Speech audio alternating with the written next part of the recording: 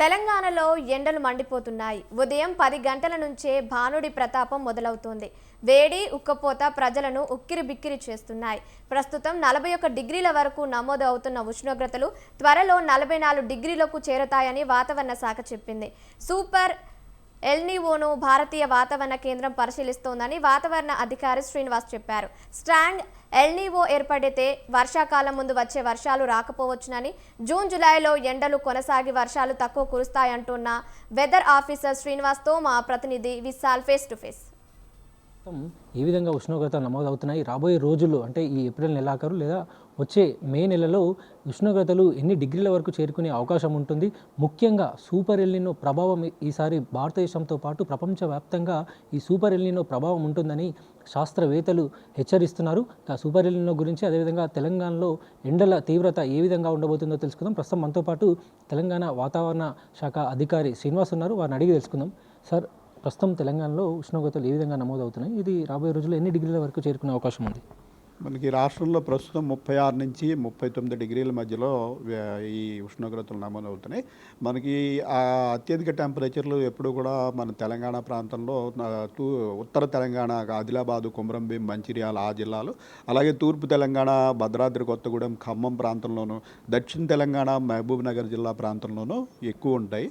Central Telangana మన city ప్రాంతంలో మోడరేట్గా ఉంటాయి. ప్రస్తుతం కూడా అదే ట్రెండ్ కొనసాగుతుంది. ప్రస్తుతం అంటే ఈసారి ఈ ఉష్ణోగ్రత ఎన్ని డిగ్రీల వరకు చేరుకునే అవకాశం ఉంది సార్? మనకి ఈ సవరించిన సీజనల్ ఫోర్కాస్ట్ కూడా మొన్న ఏప్రిల్ 1కి రిలీజ్ చేయడం జరిగింది. దాని ప్రకారం ఏంటంటే మనకి మార్చిలో మొదట సీజనల్కి ఇచ్చిన ఫోర్కాస్ట్ ప్రకారం ఈసారి మ్యాక్సిమం టెంపరేచర్లు తెలంగాణ వ్యాప్తంగా నార్మల్ టెంపరేచర్ల కంటే అధికంగా ఉండే అవకాశం ఉంది అన్నట్టుగా వచ్చింది.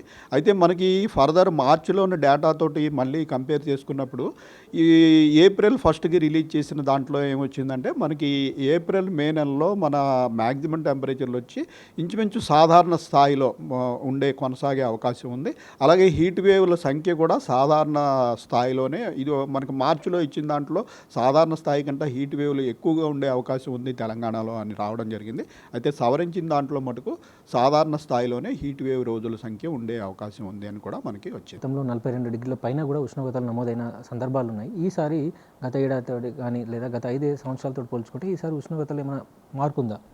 మనకి ఏప్రిల్ నెలలో మన సాధారణ టెంపరేచర్లు వచ్చి 39 నుంచి 41, 42 డిగ్రీల వరకు వివిధ ప్రాంతాల్లో ఇవి సాధారణ టెంపరేచర్లు ఈ స్థాయిలోనే ఉంటాయి. అయితే 1-2 ప్రాంతాల్లో దీన్ని మించి 1-2 డిగ్రీలు ఎక్కువగా కూడా నమోదవడం జరుగుతూ ఉంటుంది. సో ఏప్రిల్ నెలలో వచ్చి మనకి 39 నుంచి 42, 43 డిగ్రీల వరకు వివిధ ప్రాంతాల్లో కొనసాగే అవకాశం ఉంటుంది.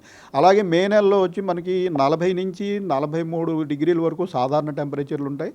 సో దాన్ని మించి 44, 45 డిగ్రీలు కూడా కొన్ని ప్రాంతాల్లో ఉత్తర తెలంగాణ, అలాగే మహబూబ్ నగర్ జిల్లా ప్రాంతంలోనూ, రాయలసీమకి దగ్గరగా ఉన్న మహబూబ్ నగర్ జిల్లా ప్రాంతంలోనూ ఈ రకంగా మే నెలలో 1-2 చోట్ల మనకి 44, 45 డిగ్రీలు కూడా నమోదయ్యే అవకాశం ఉంటుంది. ఒకవైపు ఎండలు కొడుతున్నప్పటికీ కూడా ఉష్ణోగ్రతలు పెరుగుతున్నా వర్షాలు ఉన్నట్టుండి ఒకేసారి వర్షాలు కురుస్తున్నాయి. మళ్ళీ ఒకటేసారి ఎక్కువ కుండపోత వర్షాలు కూడా ఒక్కొక్కసారి నమోదవుతున్నాయి. ఎందువల్ల సార్ అట్లా? మనకి వీటిని ప్రీ మాన్సూన్ షవర్స్ అంటామండి. ఇవి ముఖ్యంగా మనకి వేడిమి వల్ల వచ్చే వర్షాలు అన్నమాట.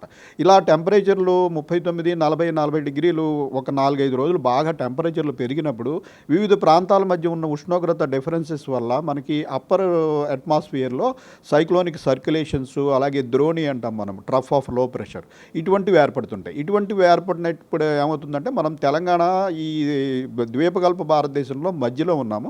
మనకి తూర్పులో బంగాళాఖాతం ఉంది, పశ్చిమంలో అరేబియన్ సముద్రం ఉంది. ఉపరితల వాతావరణంలో ఇలాగ ద్రోణి, సైక్లోనిక్ సర్క్యులేషన్ వంటివి ఏర్పడినప్పుడు ఈ సముద్ర ప్రాంతాల నుంచి తేమగాలులు వేడిగా ఉన్న భూభాగం మీదకి దిశ మారుతుంది. ఇలా దిశ మారినప్పుడు భూభాగం వేడిగా ఉన్నప్పుడు ఏమవుతుందంటే ఎప్పుడు కింద నుంచి మధ్యాహ్న సమయంలో కింద నుంచి పైకి వేడిగాలులు పోతూ ఉంటాయి. అదే సమయంలో మనకి ఇలా తేమగాలు ప్రవేశించినట్టయితే మనకి ముఖ్యంగా మధ్యాహ్న సమయంలో ఈ తేమ కూడా పైకి పోయి క్యూములోనింబస్ మేఘాలు ఏర్పడి ఉరుములు, మెరుపులు, ఈదురుగాళ్ళు తోటి వర్షం పడుతూ ఉంటుంది. ఇవి జనరల్గా ప్రతి సమ్మర్ మంత్లోనూ కూడా 2 నుంచి 3 పర్యాయాలు వస్తుంటాయి. అయితే ఈసారి మనకి మార్చి 16 నుంచి ఏప్రిల్ 1st వీక్ వరకు కూడా ఒకదాని తర్వాత ఒకటి మనకి ముఖ్యంగా ఉత్తర భారతదేశంలో వెస్టర్న్ డిస్టర్బెన్సెస్ అని వస్తుంటాయి. అవి జనరల్గా శీతాకాలంలో వచ్చి వేసవికి ముగిసిపోతాయి. అయితే ఈసారి మార్చిలో కూడా వెస్టర్న్ డిస్టర్బెన్సెస్ ఒకదాని తర్వాత ఒకటి రావడంతో దాని ప్రభావంతో కింద సౌత్ ఇండియాలో కూడా విండ్ ప్యాటర్న్స్ మారి ఈ తేమగాలులు అనేవి కంటిన్యూస్గా మనకి మీదకి రావడంతో మనం గత 15 రోజులు బట్టి కూడా ఏదో ఒక ప్రాంతంలో ఈ ఉరుములు మెరుపులు జల్లులు ఈదురుగాలులు అలాగే వడగళ్ల వాన పట్టడం చూసాము. అయితే దీనివల్ల ఒక రకంగా ఏంటంటే టెంపరేచర్లు పెరుగుదల ఇంచుమించుగా మార్చి ఫస్ట్ అండ్ సెకండ్ వీక్స్లో పెరిగిన టెంపరేచర్స్ తర్వాత టెంపరేచర్ స్టాండర్డ్గా ఉండిపోయి ఈవెన్ మనకి నార్మల్ టెంపరేచర్ల కంటే కూడా 2 నుంచి 3 డిగ్రీలు తక్కువగా ఉండడం జరిగింది.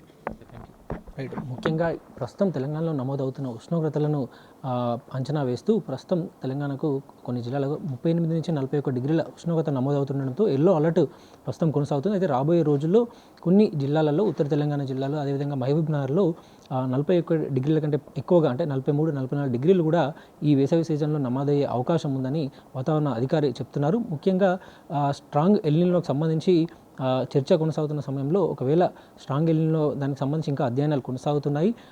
ఒకవేళ స్ట్రాంగ్ ఎల్నినో లాంటివి ఏర్పడితే కొంత ఉష్ణోగ్రతలు ఇవన్నీ కూడా ఇంకా కొనసాగే అవకాశం ఉంటుంది. జూన్, జూలై ఆ సమయంలో కూడా. అదేవిధంగా వర్షపాతం తగినంత సాధారణ వర్షపాతం కంటే కొంత తక్కువగా వర్షపాతం నమోదయ్యే అవకాశాలు కూడా ఈ స్ట్రాంగ్ ఎల్నినో వల్ల ఉంటాయని తెలంగాణ వాతావరణ అధికారి శ్రీనివాస్ అంటున్నారు. కెమెరామెన్ అఖిల్తో విశాల్, స్వతంత్ర టీవీ.